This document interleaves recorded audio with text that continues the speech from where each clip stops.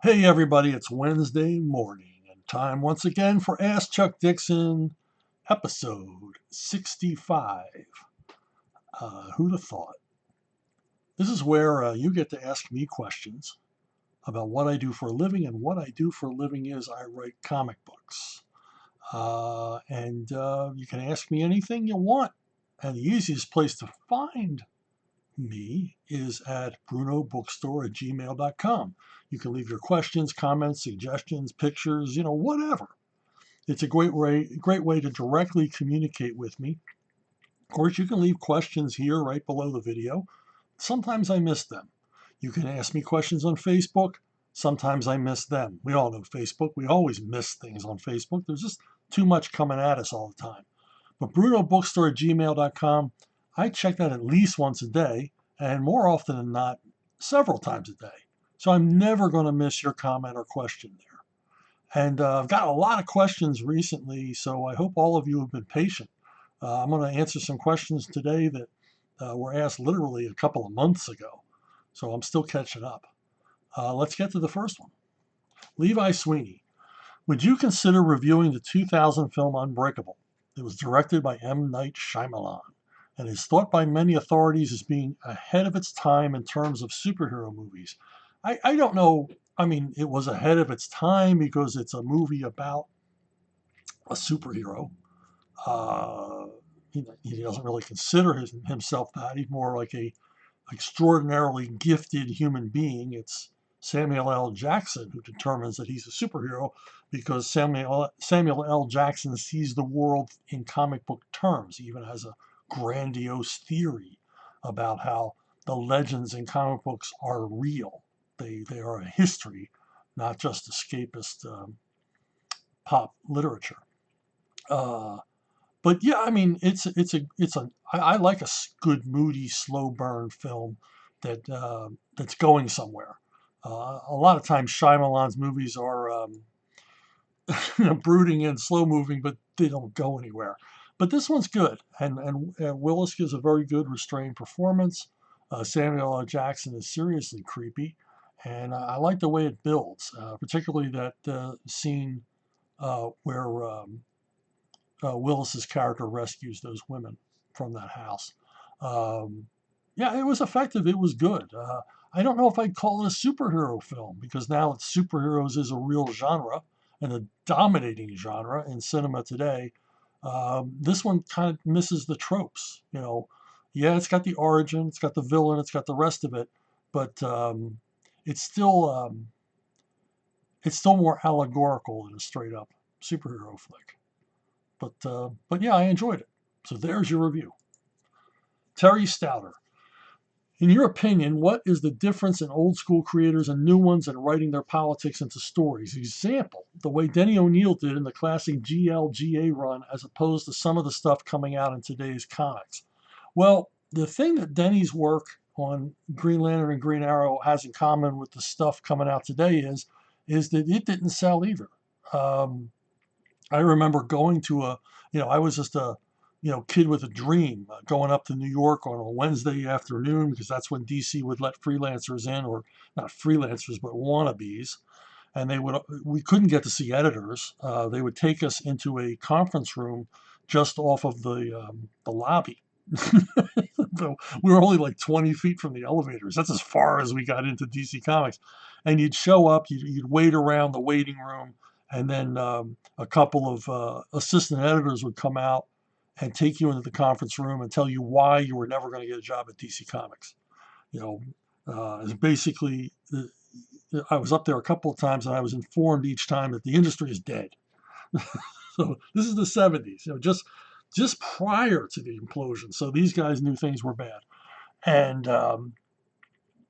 the subject of one of these meetings, these soul crushing events, guy brought up, Green Lantern and Green Arrow because they asked us, what do you think is DC's number one best-selling title? And this guy said, well, Green Lantern and Green Arrow, because it was so popular with fans. And the guy said, no, it's our lowest selling title. Scooter sells more than Green Lantern and Green Arrow. And he said, our number one selling title at the moment is Jonah Hex, which blew my mind. I liked Jonah Hex, but I didn't realize it was their most popular title at the time. Taught me a lot, you know. But Green Lantern, Green Arrow was a loss leader. That's why it didn't have a long run, even though fans liked it and they liked the combination of Denny and Neil Adams' artwork, and it all seemed very serious and all very relevant and topical and all that stuff. Comics were growing up dealing with these issues. Of course, they were growing up dealing with these issues with guys wearing spandex, guys with magic rings, another guy that fires a bow and arrow. They were going to deal with drug addiction and overpopulation and racial prejudice, and it was all going to be wonderful. But really, what it was DC trying to be relevant in their own market. When Marvel came along, they took over market share from DC. I mean, they kept creeping up the charts, and as Marvel sales increased, DC's decreased. So DC was at least bright enough to understand we are losing readers to Marvel. What have they got that we ain't got? And for the longest time, DC Comics thought that Marvel was a fad; it would blow over. They thought that Marvel Comics were inferior to DC Comics. They weren't as well crafted. They were not as intelligent. They weren't as consistent, and the kids would get tired of them, which obviously never happened. So so when Denny wanted to do relevant comics, they were all for it because they thought, well, maybe the kids will like this stuff, because at that point they were clueless. They had no idea what to do. They tried everything. They'd launched lots of new titles. They'd put go-go checks on the tops of the covers, because kids love checks. They offered to give away free bikes. I mean, DC did everything they could to stop the Marvel juggernaut, and just nothing worked. So they just threw caution to the wind and let Denny do some comics about topical stuff and political issues, and it was just an enormous failure. So that's what it has in common. I mean, that's why I never put politics into comics, because who wants to read my politics? You're not reading a comic book to read about politics. You're reading it to escape. And the thing is, if you wanted politics in your comics in the late 60s, early 70s, there were the undergrounds. So if you were a, dope smoking hippie, who wanted a comic book that you could relate to, there was plenty of stuff out there, and DC Comics was not the place you were going to go. Plus, when you write about politics and you write about topical stuff, generally the writer is trying to push an agenda. He's trying to get you to think the way he wants you to think. He's not dealing with the issue as a story. He's dealing with the issue as an issue, and he wants to make up your mind for you and only present one side of the argument. So yeah, that's it for me in politics and comics. They do not mix. Greg, wait. What movie do you feel is overrated? Any movie, just not comic book based. Well, that's easy. High Noon. I love Westerns, and I hate this one. High Noon is the most overrated Western, and for my money, the most overrated movie of all time. For a lot of reasons. First of all, it was looked upon as an allegory to the McCarthy era, and Gary Cooper was standing in for every anti-communist, standing up to the bullies of the House on Un-American activities. And I always thought, well, why, if you're so intent on this topic of anti-communism, why not make a movie about that instead of making an allegory? Why twist and turn and ruin what could have been a decent genre picture by slapping your sort of half-assed political ethos on it? And I always thought maybe some of that was slapped on after the fact, in the same way that the shots of all the clocks in the movie were slapped on after the fact. There's a piece of trivia for you. Time obviously was important in a movie like High Noon because the big climax is going to happen at the stroke of noon. And so they needed to have clocks all over town. And when they got done filming it, when they looked at the finished print, they had forgotten any clocks.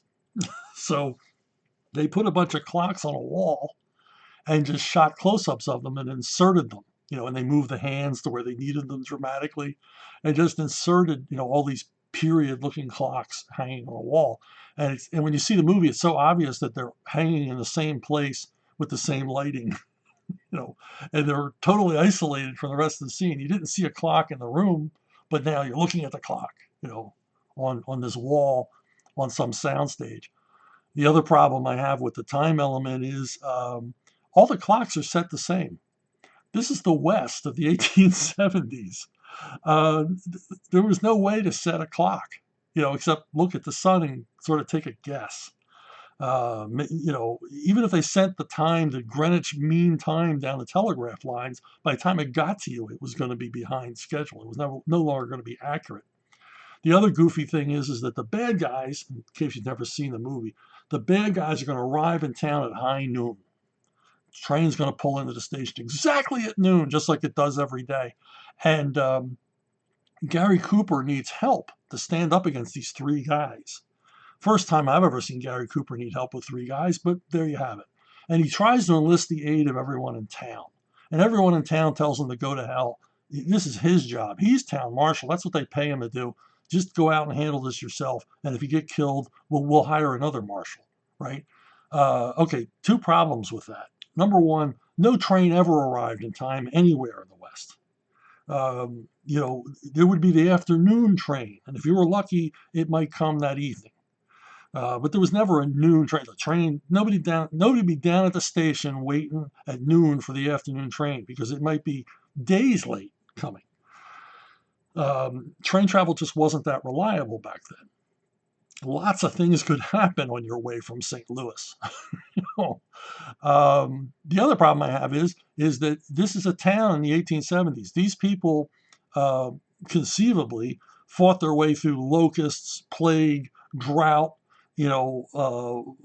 wild Indians, rustlers, anything you can name. They faced the elements. They faced every danger you could possibly imagine to get here in the West and establish this town, which is obviously well established and bustling. And not one of them will pick up a gun and help Gary Cooper chase three guys out of town. It doesn't make any sense. It's like almost as if the people who built the town, the pioneer stock that built the town, left, and a bunch of other people showed up in a limousine, to take over their businesses and take over their homes. Makes no sense whatsoever. The only good thing to come out of High Noon for me is that John Wayne and director Howard Hawks were so incensed by this movie for the same reasons I just gave you, that they made the movie Rio Bravo, which is a true Western classic and worthy of all the praise that it's ever gotten, except perhaps from Graham Nolan. So, but there's lots of overrated films, but I tend to think about overrated filmmakers. James Cameron is one. It's just these huge overblown productions. And yes, I know he's extraordinarily successful. That doesn't mean his movies are good. And he's foisted upon the cinema-going public some of the worst dialogue ever written on film. Just painful dialogue. As much as I like The Abyss and how it looks, I'm often tempted to watch it with the French audio channel on because dialogue is wretched. True Lies for me is his best film. It's got the most natural acting and the best dialogue and the rest. But of course, it wasn't his idea. It's a remake of a French film. So yeah, James Cameron to me is overrated. Steven Spielberg is another one. Steven Spielberg, the most cautious man in Hollywood, totally about risk conservation. What I don't like about Spielberg is his PR machine is so powerful that every time he makes a film on any subject, his movie is the last word on that subject. I mean, his movie is the best movie ever made about the Holocaust.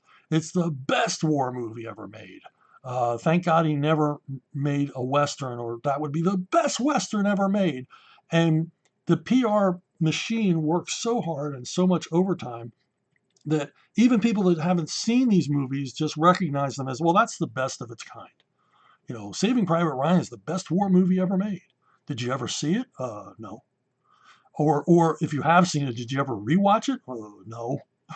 So how good was it if you didn't rewatch it? The Dirty Dozen, which is just a silly, crazy action film, is a better war movie than Saving Private Ryan. Almost anything is a better war movie than Saving Private Ryan. Prove me wrong. Another totally overrated talent is Christopher Nolan. I recently called Christopher Nolan Stanley Kubrick for subliterates, and I will stick by it.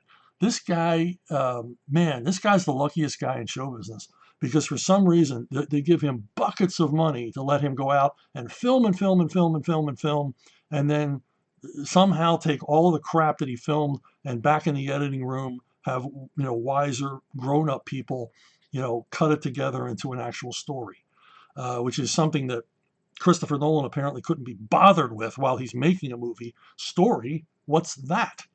If you ever read about Nolan, he typically hands in a finished director's cut of about 5-6 hours long, which the studio sits and watches and are horrified, and then said, well, where's the story? Can we cut this down to 2 hours and somehow at the heart of this damn thing find something that people will actually want to be engaged in? And once again, I know the guy's extraordinarily successful, but that doesn't mean the stuff's good. Velveeta's extraordinarily successful, but it's a horrible cheese. Is it even cheese? I submit that a cheese you can leave in your hot garage for months is not a cheese. Corey Harm.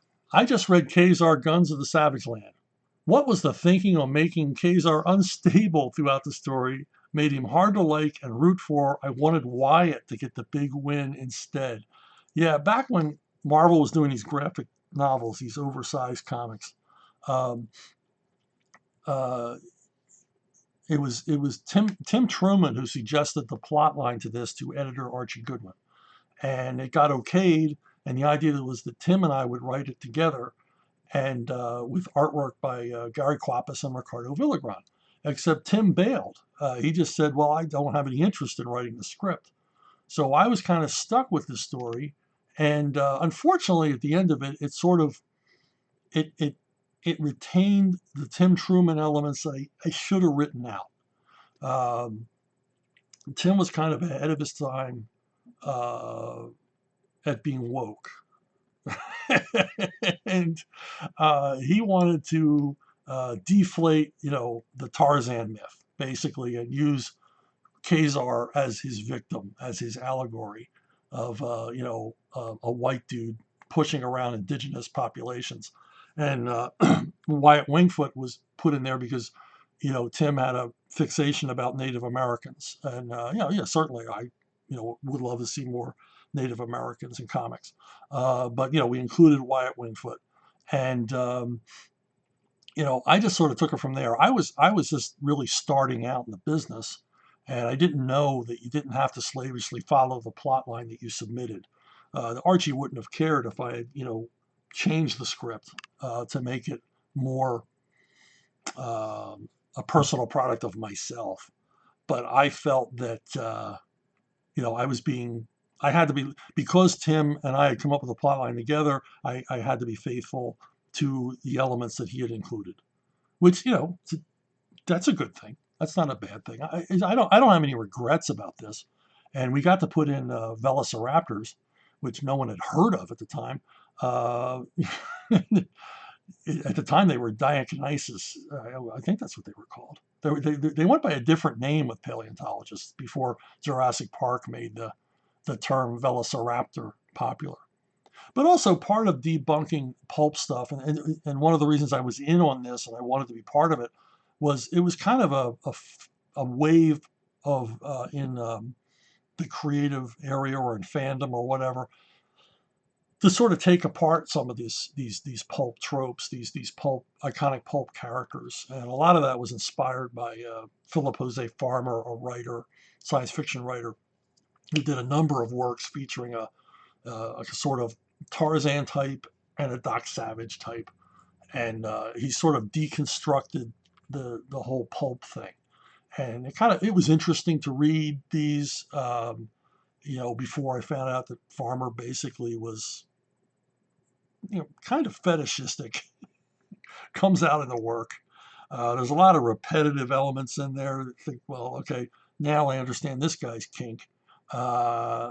but still, the idea of deconstructing these pulp icons interested me at the time. Just like it's a different way of looking at it, it's a different way of thinking about it, and this is the kind of error that the Watchmen and Dark Knight Returns grows out of. The sort of zeitgeist of let's take these things apart and examine them.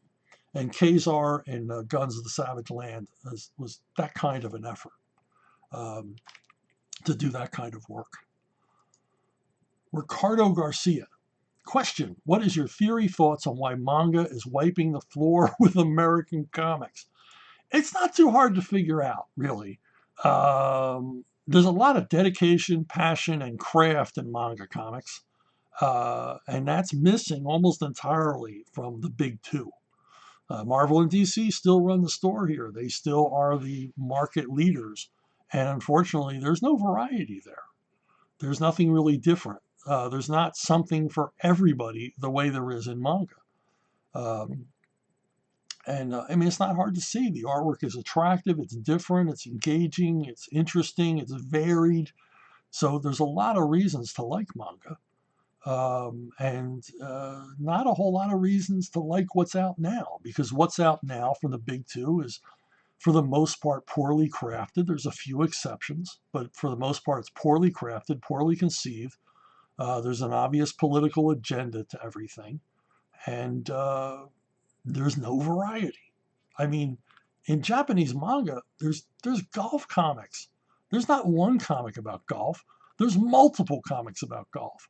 And I've made reference, on these videos to one of my favorite mangas, which is about fishing. It's just about fishing. It's not about vampires fishing on another planet or you witches fishing, or fishing after a zombie apocalypse. This is about guys fishing, surf casting and whatever, fishing from boats, fishing on the shore, fishing from the banks of rivers. And the stories are fascinating and beautifully drawn and beautifully realized. But here, what do we get? We get superheroes and poorly done superheroes. And there really isn't anything else at the mainstream companies. It's superheroes, superheroes, superheroes. And they're all, avatars for the writer's political agenda. And they're kind of tiresome. They're not particularly well drawn. They're not particularly well realized. Why would you want to read this crap if you had a choice of reading a genre that you prefer, be it horror or mystery or espionage or golf? I mean, when there's only one flavor in American comics, of course Japanese comics are going to win the day.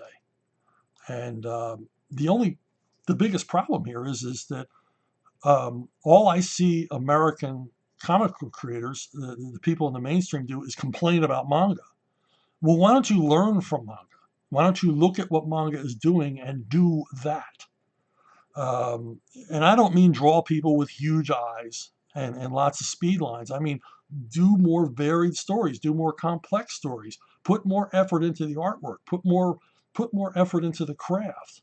Change the format, for God's sakes. Stop doing the little folio comics and look at what manga does. These big fat telephone books, comics released weekly, things like that. Just change the formula. Look what manga is doing. Why is manga successful? Try to copy that. Of course, if they tried to copy it just like they did in the 90s here in the United States, they just get it all wrong.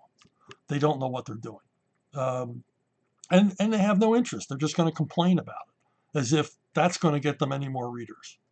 So it's sad. It's a sad state of affairs, but everybody saw it coming. It had to happen. There has to be winners and losers. As the American comic book sales fall, something has to replace it.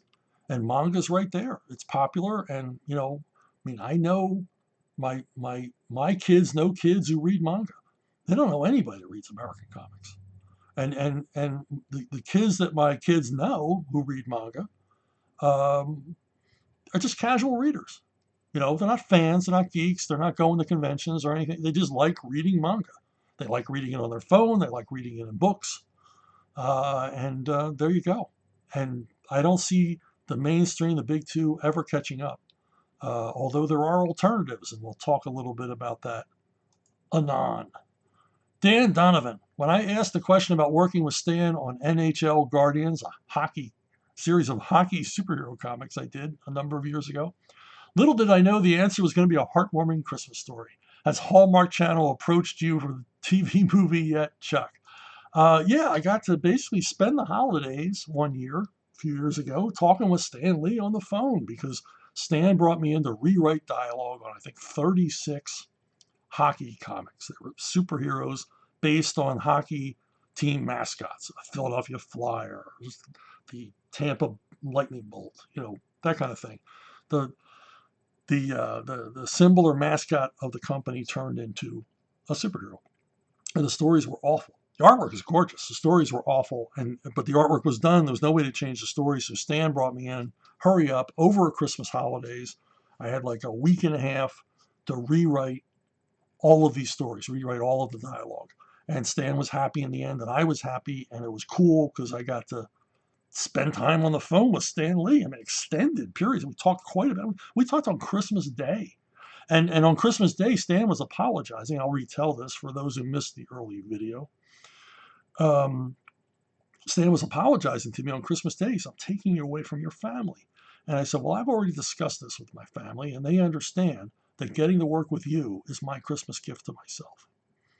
I said, so don't worry about that. And they did. My wife and my kids completely understood that Daddy's going to be working, from before Christmas Eve till after New Year's Day on these hockey comics, and Daddy's in hog heaven. And it might be a Hallmark movie, except it misses the elements that make a Hallmark movie. I didn't move back to my hometown after being away for decades and rekindle a love from my past, which seems to be the plot line of every damned one of these. And of course, I'm like the anti-Hallmark movie because I worked through Christmas. If my story was a Hallmark movie, I would have stopped, and my heart would have melted for my family suffering in the other room, weeping beneath the Christmas tree all alone without without the paterfamilias there. Okay, next question. Christmas in July, right? Dwayne Thomas, having been involved with Crossgen, more than involved, my friend, a comic book company that failed, are you applying any lessons learned to running Archaven? If so, what are they? For those of you who have never encountered Crossgen Comics, I worked at Crossgen from officially 2002 to I think maybe sometime in 2005.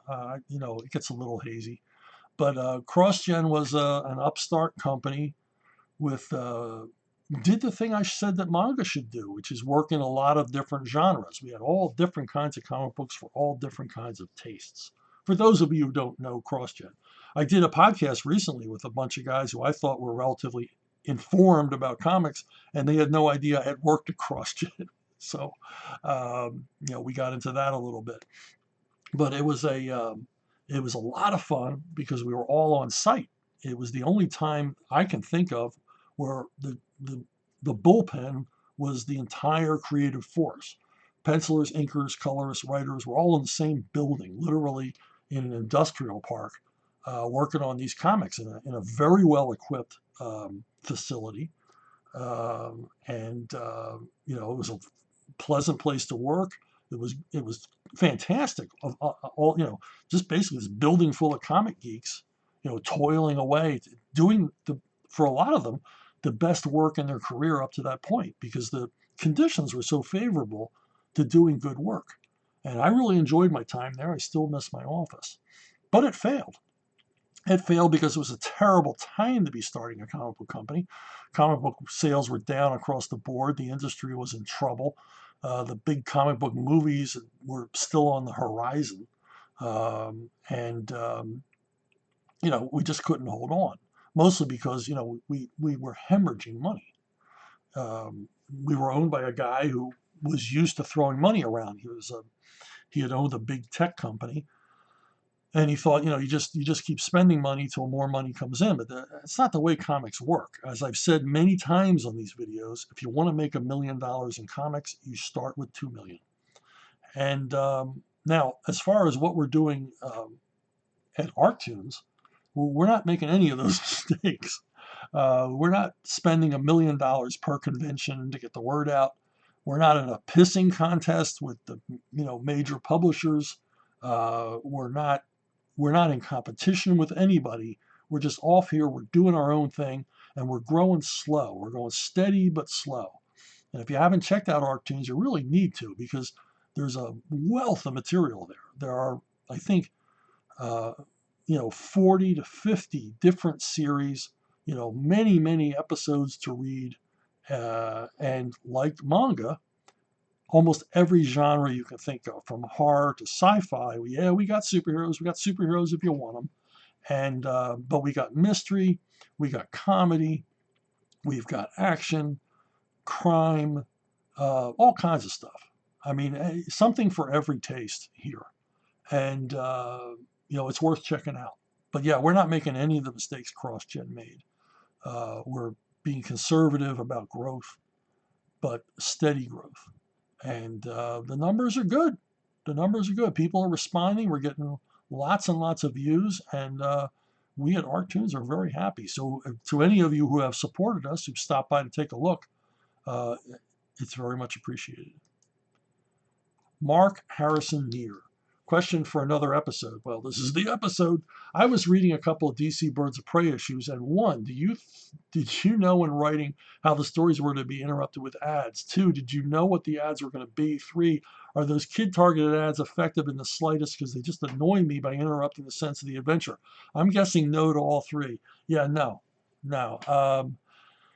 You kind of knew where the ads were going to be placed in every issue because they're in the same place, but yeah, I was annoyed by comics that had ads too, but the ads back when I was a kid weren't as annoying as the ads when I was working in comics, because they were basically the same ads all the time. So you sort of ignored them, and they weren't very interesting. They were dreary and dull. They didn't take your attention away from the story whatsoever.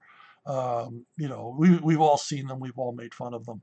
And, you would just see the same ad month after month after month. You just skip over it and keep reading. And, but, things changed, and I'm not really sure why things changed, because these ads were, I don't know, they were probably really cheap for the advertisers. And somebody's dumb enough to think they're going to get 132 Roman soldiers for $1.98. There must have been enough of them. I knew better. I knew that deal's too good. These are going to be crappy when they arrived, and they were. Only one kid in my neighborhood ever ordered any of these kinds of things, and big disappointment. That atomic submarine from earlier. Let's go back to that. What that was it was a big cardboard box with basically like submarine printed on it. It didn't look anything like the picture here. But of course, truth in advertising was not a big thing. Although the Mattel M16 was cool. That was good. But that was gonna cost mom and dad or grandmom a lot more money than $1.98. But anyway, they must have been successful because they just kept running them and running them and running them. And they must have been cheap to run. And of course, back when comics sold, you were reaching millions of readers. So they were effective.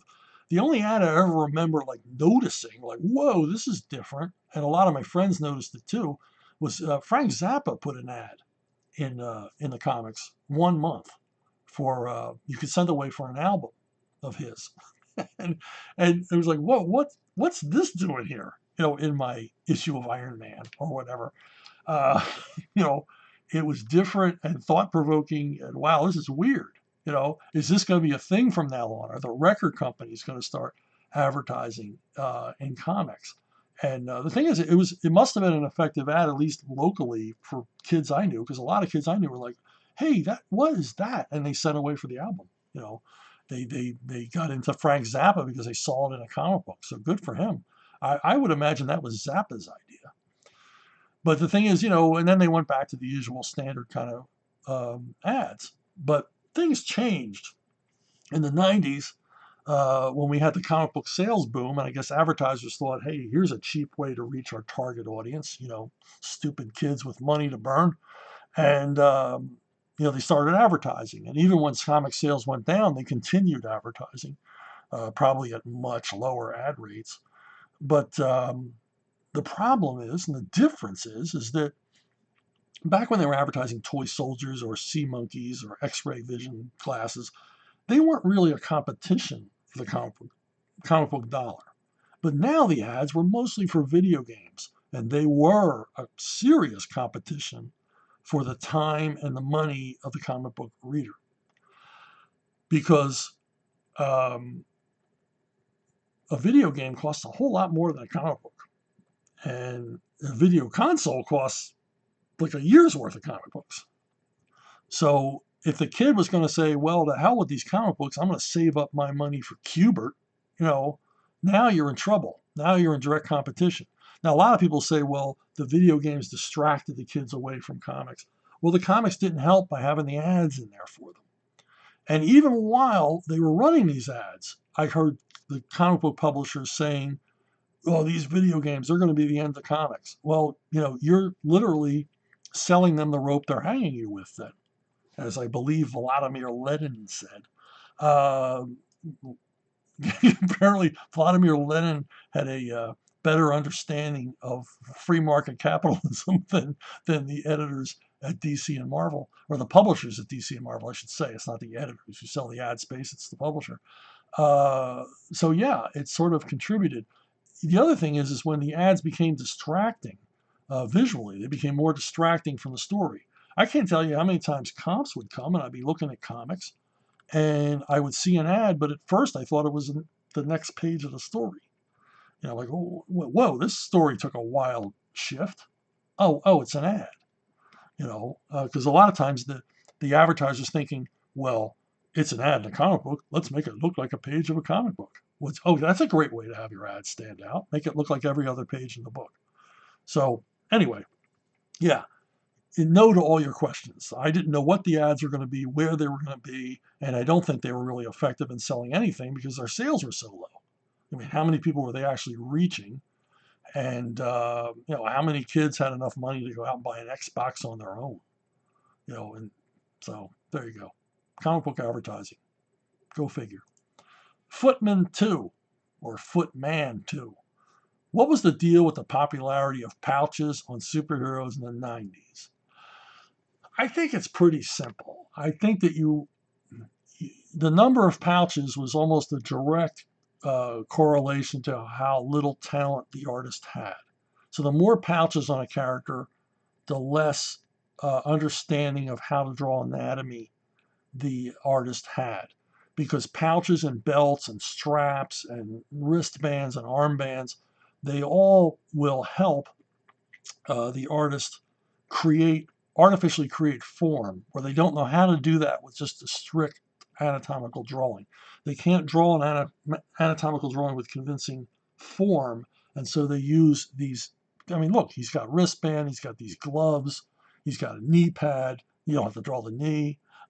You know, all this stuff that he's got on him helps give him form, but it's the stuff he has on him giving him the form. Look at the body. The body doesn't really seem to have all that much form. It doesn't seem to make a whole lot of sense. That chest looks flat. It doesn't look like a three-dimensional object, and yet all the stuff he's wearing does, and it helps describe that. And there used to be a cheat in, like, you see it a lot in the 70s. It used to annoy the hell out of me. You'd have newbie artists show up, and they would put pleats on clothing just to help give the clothing form. And you would see these jackets with pleated collars that didn't exist in real life. I mean, jackets, especially on like police officers and security guards, they would have these broad pleated collars. Um, and it was because they didn't know how to draw a collar. It's like you would see, you know, cars that look like shoeboxes with wheels because these artists had not learned how to draw cars. You know, this is a bad stretch in comic book art, but this is what you do. I mean, because if you can't draw an unadorned figure, then you got to cover it up with stuff. If your understanding of anatomy is not such that you can just draw a dynamic figure without cover. Now, I understand Green Arrow has pouches on here, but he actually has a reason for it. But those pouches are not to give that figure form. That figure has form. Look at it. Three-dimensional form using shadow and contrast and an understanding of what a human body looks like and how it works. So, you know, a lot of these details and gewgaws and everything else were to cover up deficiencies in artwork. But I got to hand it to Rob Liefeld. At least he has a sense of humor because he created this character, Pouch, which is a character apparently entirely created of pouches. God only knows what's in them. We never did get to see what's in them. In fact, in a lot of these things, you'd see this enormously huge guy with big gorilla fingers, and you have these tiny little pouches on a band around his arm, and you couldn't even imagine what's he keeping there, like a Q-tip, and how does he open it? How does his fingers get around that tiny little snap on that tiny little pouch to even get it open? Let alone get his fingers inside the pouch to retrieve whatever the contents are. But anyway, that's it for pouches, and that's it for me this week. Hey, check out ArcTunes. Like I said earlier, it's free. It's a digital service. It's high res. Lots of interesting material there. I know you're going to find a series there you like. There's a number written by me, but we got all kinds of talent from all over the world contributing to this site. Um, and I'm not sure. I'm told the app is on the way. Maybe the app has already arrived, so you can read it on your phone. But at this point in time, as I am recording this, you can read it on your PC. You can read it on your tablet. You can read it on your laptop. It's high res. You can read it in your living room on your big screen TV, and it comes in crystal clear. And that's how I read them on my big giant TV. Well, it's not big giant, but I got a big TV in the family room, and that's where I read ArcTunes, and they look lovely. They're just gorgeous stuff. So check it out if you can. And that's it for me. Thank you for watching. Thank you for listening. And I'll see everybody down the road.